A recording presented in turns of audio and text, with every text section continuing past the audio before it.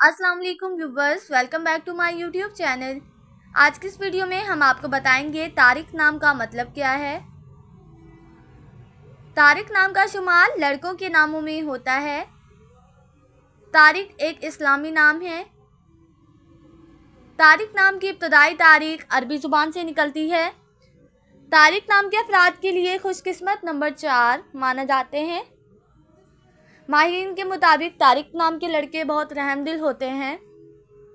तारिक नाम का मतलब है सुबह का सितारा।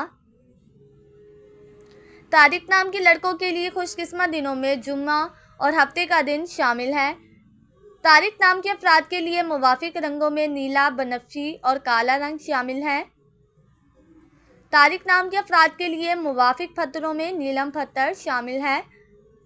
खुशकिस्मती वाली धातों में हिंसों के हिसाब से लोहा शामिल है। फ्रेंड्स, अगर आप अपने नाम का मतलब जानना चाहते हैं तो कमेंट बॉक्स में अपना नाम लिखें। इंशाअल्लाह हम आपके नाम की वीडियो ज़रूर बनाएंगे। Thanks for watching. अल्लाह हाफिज़।